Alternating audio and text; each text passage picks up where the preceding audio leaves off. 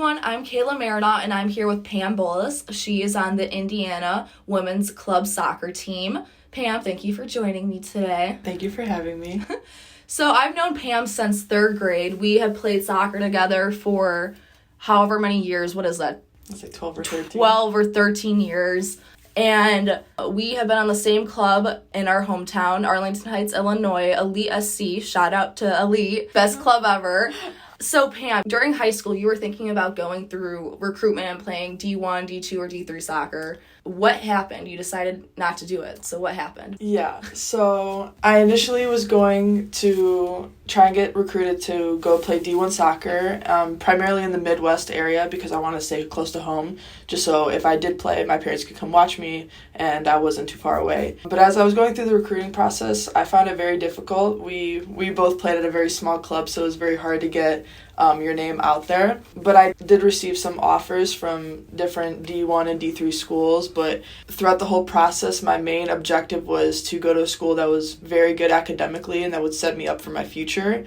And I didn't feel that the ones that I had received offers from would do that for me. And I thought that going to Indiana and majoring in business would set the rest of my life up, and it would be much more beneficial to my future. So with that, you decided to join the club soccer team, which I'm extremely jealous of because I would love to play club soccer right now.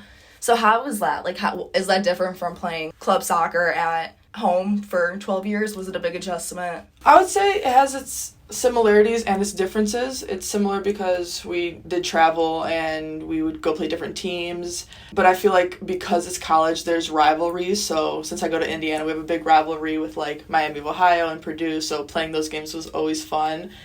But the way I went around it was I didn't want to give up soccer. I felt like it's always been that thing for me that releases stress and I'm able to meet new people and make new friends, and that really is what happened. My club soccer team is such a great group of girls and such a supportive group of seniors that it just was a great introduction into college being new and it being in the first semester. Okay, so yeah, you are the freshman on the club team. Yeah. So the girls on the team, are they good role models to look at academically too, and just in general good role models to look at? Yeah, our seniors, especially our captains, are the sweetest girls I've ever met. When I was going through different interviews for internship opportunities, I would reach out to them and text them asking for tips and pointers of like how to do better. But even academically, they're all like 4.0 students. They're heavily involved on campus. They have great jobs when they graduate. It's just a great role model to have, knowing that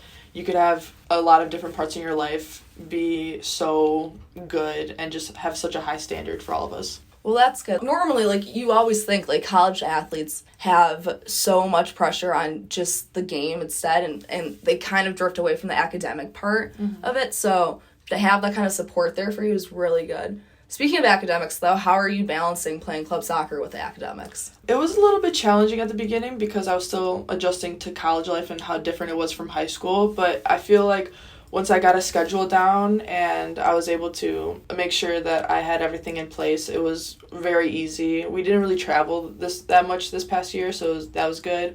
But also our captains and just our seniors in general were so understanding. If you had like a group project or a test coming up, you just had to send a text and you were fine to miss anything. It really wasn't that big of a deal, and I loved that because it gave me flexibility. Yeah, that's great because, you know, if you play like D1, that's a big time commitment. So it's a great thing to have that flexibility in your schedule, but also still playing the sport that you love and don't want to give up yet. Yeah. What advice would you give to people who are still stuck on that one sport that they played all throughout high school that still want to play but don't know how? I would say if you want to play it more competitively, I'm a very competitive person, as you know, so that's why I kind of went the club route. But I feel like all universities have a lot of options for athletics, whether it be trying out to be a walk-on on the varsity team or club or even intramural just with your friends. I say that just doing something is better than staying in your room and not doing anything. It's great to get out there. You meet so many cool people. That is so true. Yeah. You need to join club. I will eventually. You need to join club. I will. Well, thank you so much, Pam, for coming on today. Thank you for having me. You're so welcome. I'm Kayla Marinot, and thank you for listening.